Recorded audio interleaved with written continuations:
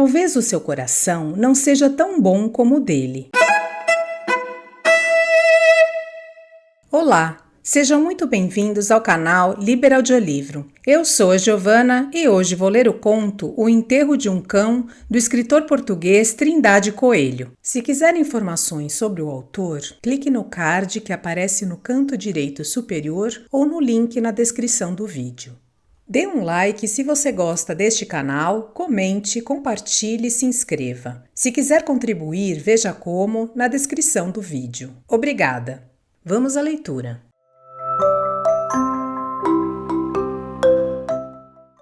Primeiro, o velho coruja, o coveiro, o bom amigo dos mortos, tinha pelo seu pequeno cão uma afeição pura e desinteressada.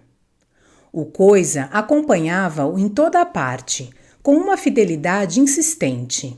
Nos enterros aparecia cansado, reflexivo e de cabeça baixa. No palheiro, onde ambos dormiam, deitava-se junto dele, corpo a corpo, como um companheiro familiar.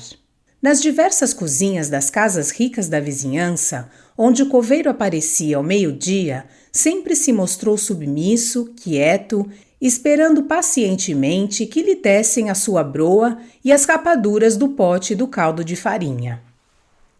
O coruja olhava para ele com ternura, dava-lhe do seu comer, interrogava-o com naturalidade, afagava-o, dizendo-lhe palavras boas, repassadas de carinho e de benevolência, porque partia da hipótese sensata de ser compreendido.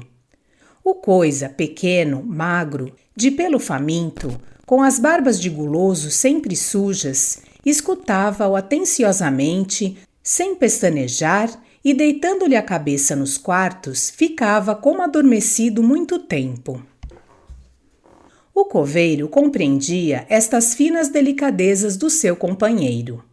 Por isso, falava-lhe com polidez, com cuidado, escolhendo as palavras, estudando um timbre de voz meigo e delicado.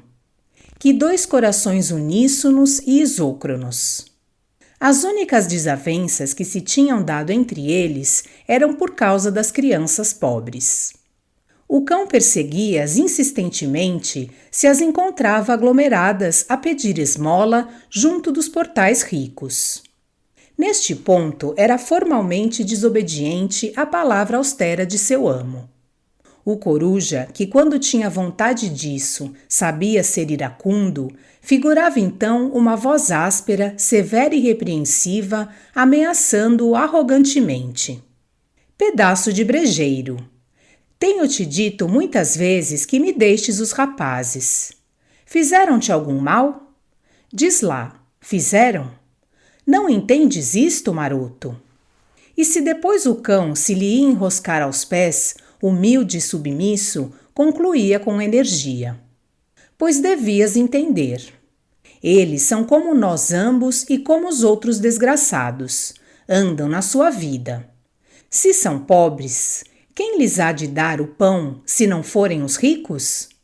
Vê-los acolá? Indicava incautamente os rapazitos.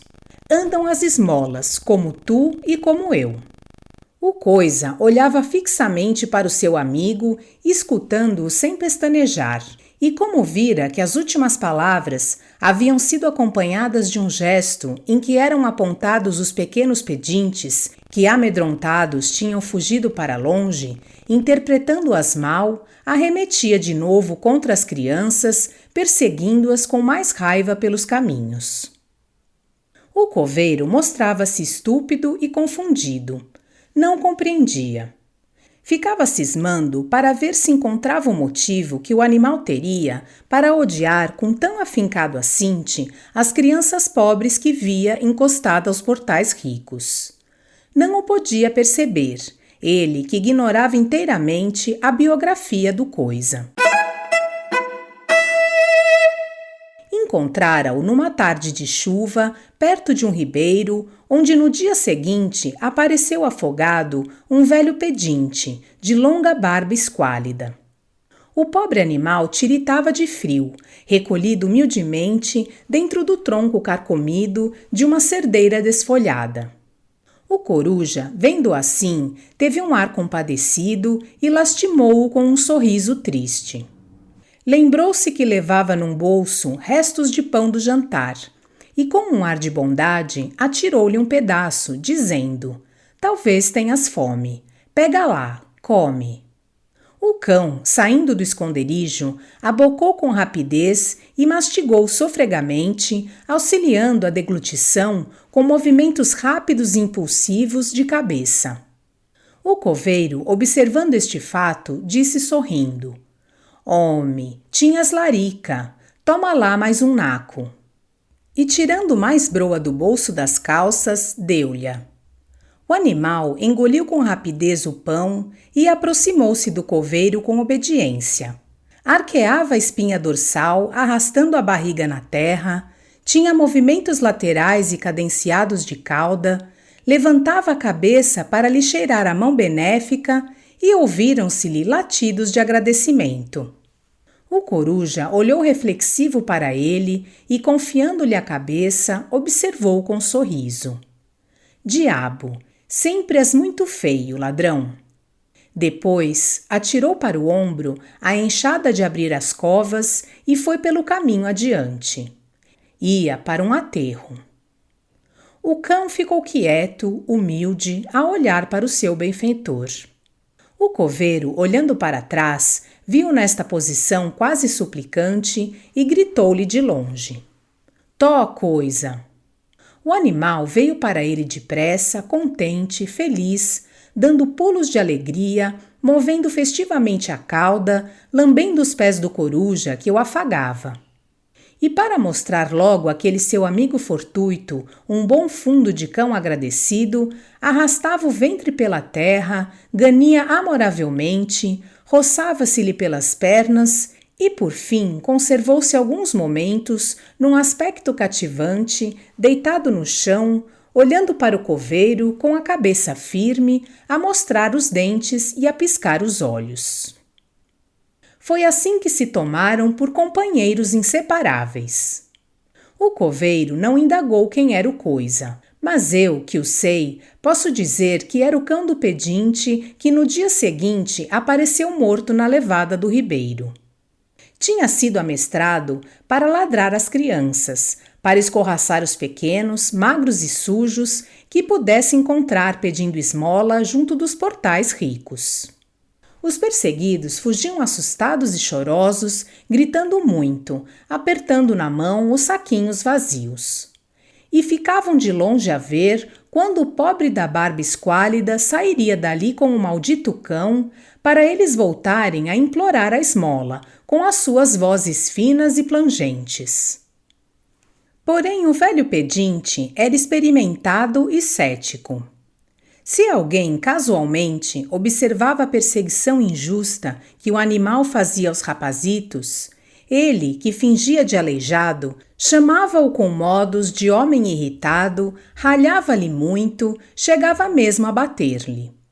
Com este procedimento, conseguia, muitas vezes, captar a benevolência de quem o observava e obtinha alguma esmola que agradecia, dizendo: "Pelas benditas almas, por mais que me mate, não posso ensinar este ladrão. Um dia como-lhe os fígados. Apesar do amor que lhe tenho, sou homem para isso." E com o fim de se mostrar digno de admiração, erguia para o companheiro o pau da justiça, tremente de cóleras.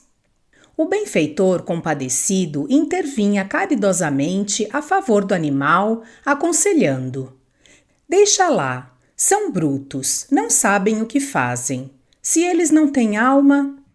É também do que me tenho lembrado, meu rico pai da caridade. Se ele tivesse uma alma, eu era capaz de lhe a meter num inferno só pelo que ele é de mal para as criancinhas. Coitadas! Mas o animal não era responsável. Tendo sido educado por seu amo no propósito de perseguir os concorrentes às esmolas, obedecia-lhe. Mesmo quando o velho pedinte lhe ralhava, apontando as crianças que fugiam espavoridas e ele continuava a persegui-las, é porque sabia ser este um sinal para as escorraçar com mais ímpeto. Tinham-lhe ensinado que todas as admoestações lhe impunham o dever de ladrar com maior energia e vivacidade, por isso assim procedia.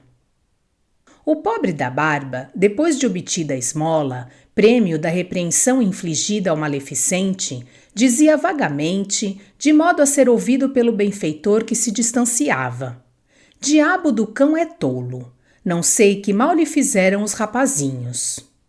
E voltando-se para ele outra vez, com o pau no ar, concluía: "És mesmo ruim, como as cobras."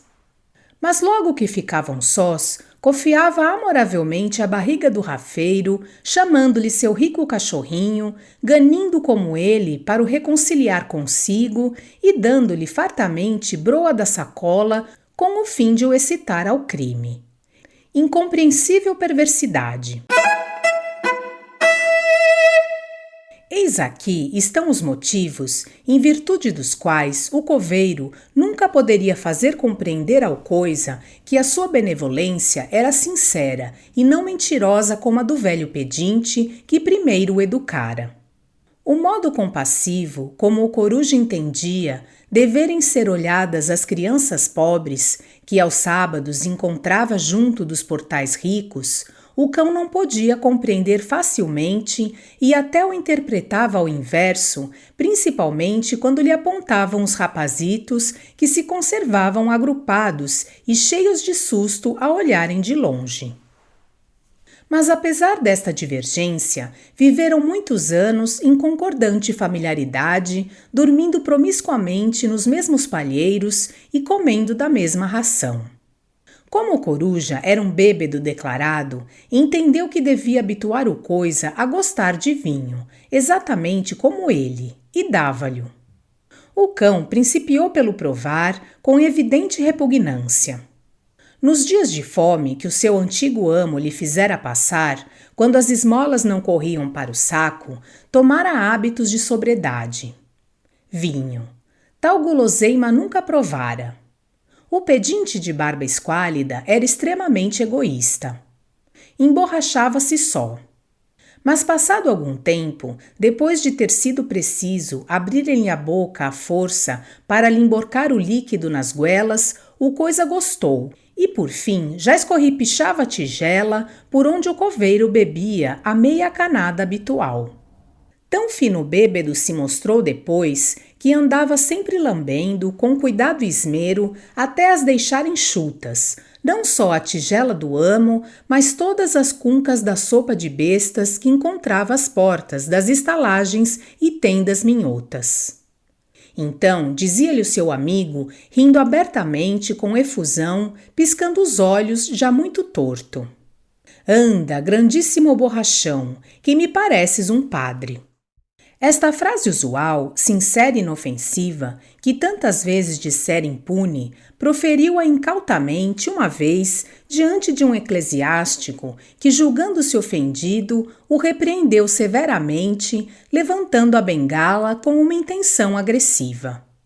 O coveiro, que pelo hábito de viver entre batinas não as respeitava, e considerando mesmo que os padres eram homens como os outros e igualmente pecadores, lembrando-se até de que ele já tinha enterrado um bom par deles, respondeu com desdém e indignado: "Olhe, talvez o seu coração não seja tão bom como o dele." O padre ficou autoritário e colérico, e o coveiro retirou-se cheio de justiça por ter pugnado pelo seu camarada. Às vezes, nos dias de muita chuva, o coruja não podia sair do palheiro onde dormia por causa das malditas dores que lhe vinham à perna doente. O coisa, nessas ocasiões, parecendo-lhe que devia prover as necessidades comuns, saía a procurar comida. Nesses dias não respeitava nenhuma casa, fosse ela de quem fosse. Previdente e sagaz, obedecendo a sua primeira educação na vida mendicante, ia por aí fora. Porta que encontrasse aberta e donde saísse bom cheiro, entrava com ousadia e abocava descerimoniosamente qualquer posta de bacalhau ou qualquer salpicão que encontrasse. Mas em vez de comer o produto da ladroagem, como faria qualquer cão vulgar e sem sentimentos, vinha depositar a comida intacta nas mãos do seu companheiro para ele a repartir. O coveiro, no propósito de se dar seriedade, repreendia-o com brandura, sorrindo com seus olhos vesgos. Ah, grande ladrão! Homem, isso não se faz. Ir roubar o que não é da gente. Muito mal feito, seu patife. Come tu, anda, que eu não tenho grande fome. No entanto, para não ser descortês e mal agradecido, aceitava o alimento que repartia com retidão e igualdade, dando muitas vezes ao coisa qualquer bocado que julgava mais apetitoso. Segundo. Um dia, porém, o coisa apareceu morto na beira de um caminho, no velho sulco cavado pelas rodas dos carros que ali tinham passado durante muitos anos. Era em janeiro, o coração do inverno no Alto Minho. Fazia um frio de lobo, mas a noite era de uma limpidez fantástica. Um luar claro dava aos objetos um destaque enérgico. O ruído das montanhas espalhava-se sussurrante nas profundezas dos vales cobertos de uma erva miserável, mirrada pelo frio intenso e prolongado, pelas geadas sucessivas que os sóis, quase primaveris, não conseguiam descoalhar. Os montes altos, cobertos de neve, levantavam as suas enormes corcundas de gigantes há séculos ali adormecidos. O dia amanhecera com um sol rutilante que produzia vivos reflexos nos brincos de gelo pendentes dos braços nus das árvores, dos beirais dos telhados e das vertentes das fontes. Os pequenos pássaros, saltando nos galhos das oliveiras, pareciam mais volumosos, porque tinham as penas erriçadas. Os tordos, com os pios ingênuos, e os melros, com os assobios agudos e petulantes, denunciavam-se aos caçadores que os perseguiam, aproximando-se encoberto com os troncos das árvores, com os muros e com os penedos, para fazerem certeiramente a pontaria. A paisagem animara-se com o levantar do sol. Principiava a vida dos campos. Os bois iam soltos para as reles pastagens, ou cangados puxavam aos toscos carros de 2 rodas. As éguas lanzudas e famélicas, avistando-se de encosta para encosta, relinchavam. Os rapazes, as mulheres e os homens trabalhavam nas hortas, na apanha de lenha para o lume e nas podas, cantando sempre para não sentirem o frio. Passavam nos caminhos alguns pedintes de capas remendadas e de sacolas a tiracolo cheias de broa. Tinham o bom ar, alegre folgazão, dos felizes despreocupados, para quem o dia de amanhã será bom como o dia de hoje. Iam conversando animadamente em acidentes da sua vida vagabunda e caminhavam num passo largo, assobiando, cantarolando, batendo nos cães vadios, com os paus a que se acostumavam encostar quando pediam esmola. Foram eles os primeiros que encontraram o coisa morto na estrada, tristemente abandonado num sulco de carro, como um cão desprezível que não tivesse inspirado um afeto na vida. Junto deste morto anônimo, os pedintes alegres fizeram uma paragem, dizendo um deles com ar trocista e de chacota: "Olhem este asno onde se foi deitar." Acrescentando outro: "É que tinha calor e não quis dormir na palha." Um terceiro ainda observou com um compadecimento fingido: "Coitado, já não come mais broa." E por último, um mocetão robusto, desertor do 3 de Viana, para despertar a hilaridade na companhia, levantou pelo rabo o magro corpo do coisa e pronunciou, conservando o suspenso: diabo, está teso como minha avó torta." Riram-se unissonamente, com as bocas escancaradas deste dito excêntrico, continuando depois o caminhar divertido.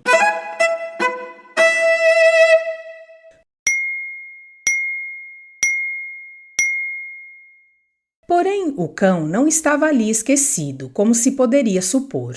O coruja tinha-o procurado durante a noite. Andou nisso muitas horas, apreensivo e triste, repassado de maus prenúncios. Chamou-o alto nas encruzilhadas, assobiou por ele de cima dos muros dos caminhos, teve momentos silenciosos de uma tristeza indefinida. E como viu coisa não lhe aparecer, disse com a testa vincada e com uma expressão de quem suspeitava um crime: "Que diabo! Por aí algum maroto?" Suspendeu bruscamente a frase, concluindo-a depois, mostrando um punho cerrado. "Pois se sei quem foi que o matou, abro-lhe a cabeça com o olho da enxada. Ainda que 300 diabos me levem para as profundas dos infernos." Dirigiu-se para o seu palheiro, tiritando de frio, dando suspiros e com lágrimas nos olhos. Nessa triste noite estava só. Não sentia o seu companheiro de tantos anos introduzir-se com o focinho entre a palha para adormecer mais quente. Apesar dos latidos vagabundos dos outros cães da vizinhança, o coisa não se levantava esperto para ir responder ao postigo. Em vez deste, agora era o coruja que, ouvindo ladrar, levantava sua cabeça para ver se aquela era a voz do seu amigo. Debalde esperou. A noite prolongava-se por séculos, e o coveiro, dando voltas entre o colmo, sentia um calor abafante, suspirava com aflições e não podia dormir. Logo muito cedo, ainda a manhã apontava, saiu do palheiro para continuar as suas averiguações. Junto da igreja encontrou umas crianças da freguesia vizinha que vinham para a escola, e uma das quais lhe disse espontaneamente: "Ó tio Coruja, já viu o seu coisa?" O coveiro respondeu sufocado: "Não. Onde está?" "Olhe, tio Coruja, a gente viu o morto ali no caminho." "Morto?" pronunciou o velho com aspecto rijo, inteiro e com voz comovida. "Sim, senhor, lá embaixo, ao pé da cancela", certificaram os rapazitos, falando todos juntos, com a intimativa ingênua das suas vozes finas, apontando para longe, no fundo do vale. O coveiro foi ver. No andar tinha os movimentos rápidos e incongruentes de um coxo desvairado. No rosto transparecia-lhe a expressão amarga e deprimente de uma intensa dor sentida com verdade. Os olhares eram impetuosos, lampejantes e vingativos, porque continuava a predominar no seu cérebro a ideia de que algum malvado lhe tinha morto coisa. Chegou ao pé da cancela. O pequeno gozo estava deitado, imóvel, composto como se estivesse a dormir. Depois que o pedinte faceto o suspendera pelo rabo, tornara a cair casualmente no sulco de carro, onde o seu pequeno corpo se ajeitara, no último momento da vida. Com o pelo faminto, eriçado pela geada que caíra durante a noite, reconhecia-se ser aquele mesmo, o rafeiro, que nas manhãs de frio costumava correr doido e despreocupado adiante do coruja quando ele ia para os enterros. A rigidez cadavérica, apoderando-se do seu corpo magro, com a fatalidade de um acontecimento necessário, dava-lhe uma expressão de insensibilidade absoluta, expressão de indiferença pelas preocupações da vida terrestre. O coveiro ajoelhou na atitude piedosa de um crente. Tocou, quase instintivamente, com a mão, aquele corpo inerte, para ter a indubitável certeza da morte do seu único amigo. Fê-lo com a profunda veneração de uma alma rude. Mas neste contato do corpo de um cão morto, sentiu um longo calafrio de terror. Ele, que tantas vezes experimentara, despreocupado, o frio marmóreo dos cadáveres, que os costumava lavar e vestir, para depois os meter na cova e cobrir de terra. O coruja, levantando-se hirto, subjugado, com as feições transtornadas e com as lágrimas nos olhos, disse resignadamente: "Isto havia de ser o diabo do frio." Um pouco depois, como se respondesse a uma pergunta que fizera a si mesmo mentalmente, acrescentou: fome? Também seria fome. Ontem não comemos nada. Passados momentos, ainda considerou: este raio da neve, pois ele com um frio de 1000 demônios. A gente sempre anda agasalhada, mas os animais, coitados, nem uma véstia, nem uns socos.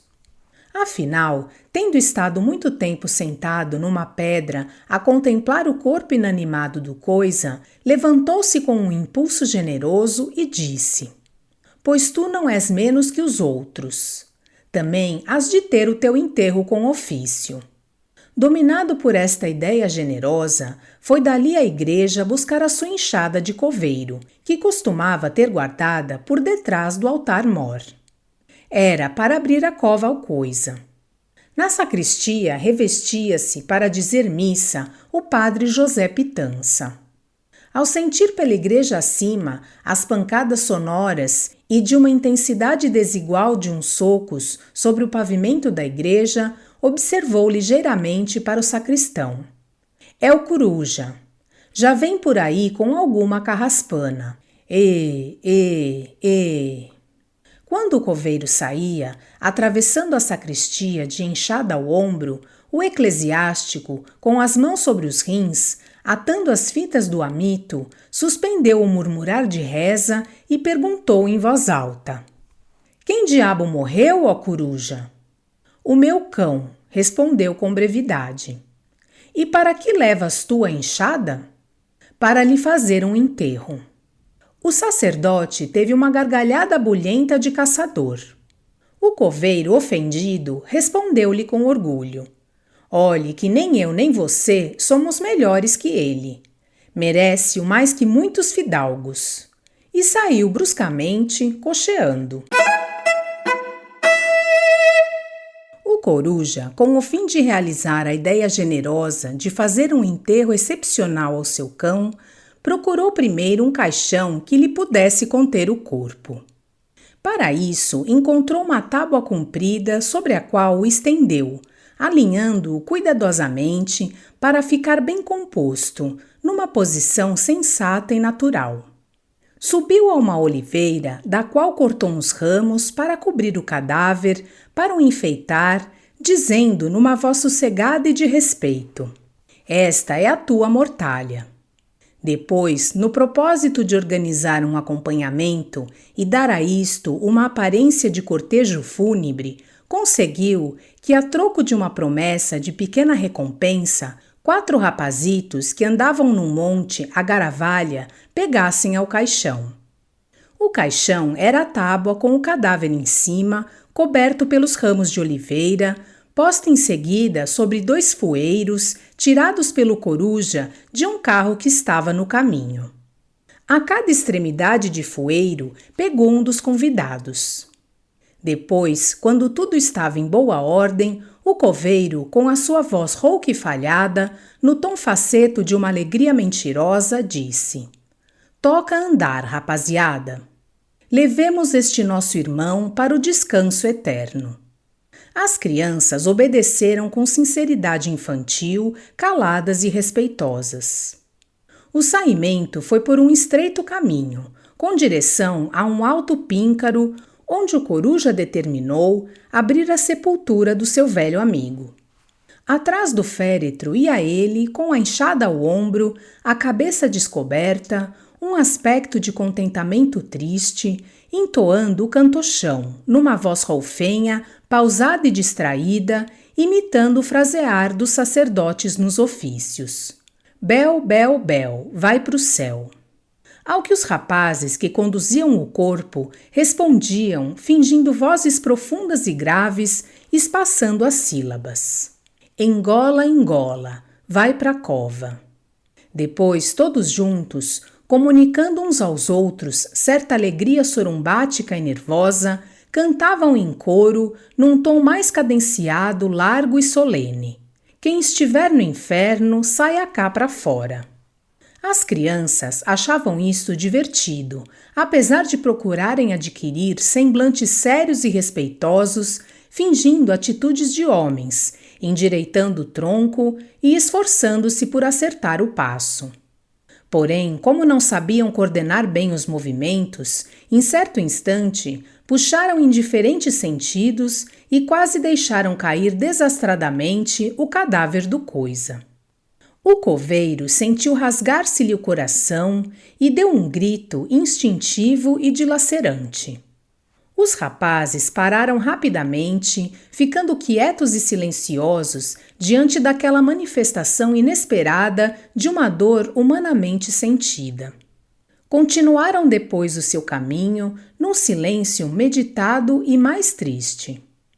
Quando subiram a encosta do monte, o rosto do coruja cobriu-se de certa melancolia, caminhando devagar, com o corpo inclinado para diante, absorvido na ideia da sua perda. Chegando ao cimo, parou junto de uma aglomeração de penedos. Esteve alguns segundos meditativo, encostado à enxada.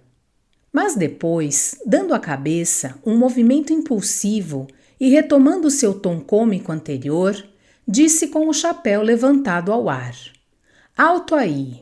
Ô rapaziada!" Os pequenos pararam, pousando no chão o féretro.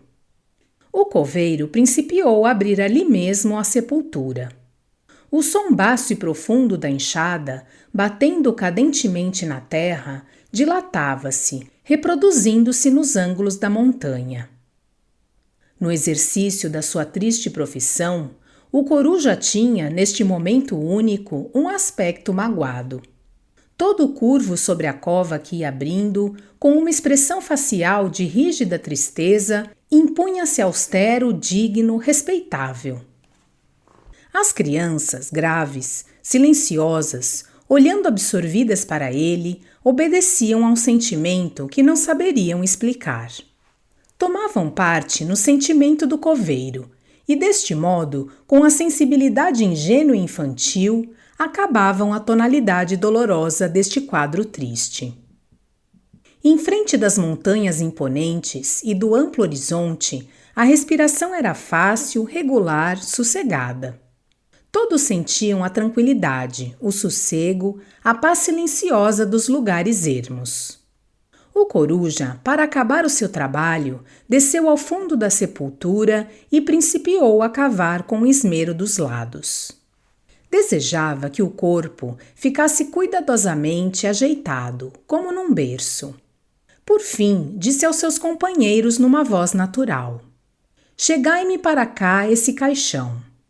E, tirando cuidadosamente os ramos de cima do corpo, sopesou a tábua para a colocar no fundo com o cuidado e com o amor com que colocaria o corpo de uma criança morta. Um dos assistentes confessou com naturalidade: "Parece, como os anjinhos." O coruja devolveu a esta expressão singela e amorável: "Tens razão. Olha que tinha uma alma como eles." E passou a mão na cabeça desta criança, que lhe penetrara o pensamento, com a amizade com que o poderia fazer a um seu filho.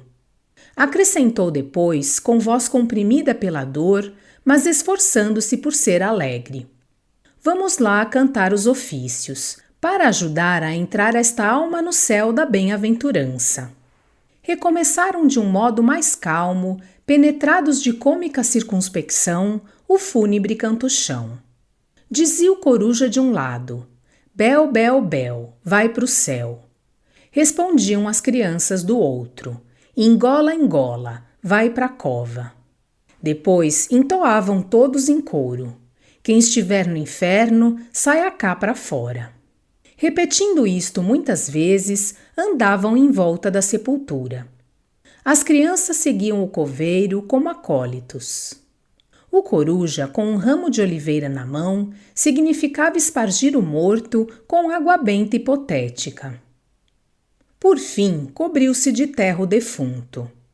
Espetaram-se sobre a cova os ramos de oliveira e todo mundo se retirou.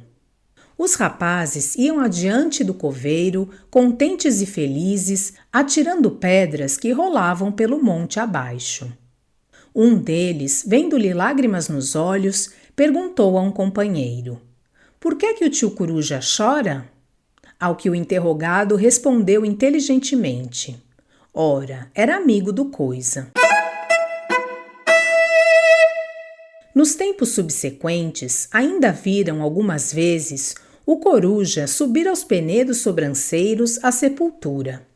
Demorava-se ali horas, olhando para o largo horizonte, cantarolando sempre, como era seu costume nos momentos tristes. Num dia em que o barbeiro Zé Máximo, com o seu ar importante de banalidade, lhe perguntou indiscretamente, sorrindo-se com modos de troça: Ó Coruja, tu diz que fizestes um grande enterro ao teu Coisa? Ele respondeu com azedume: É verdade, meu grandíssimo jumento, merecia o melhor que tu. Desejo que tenham gostado do conto O Enterro de um Cão, do escritor português Trindade Coelho. Obrigada por sua companhia e até a próxima!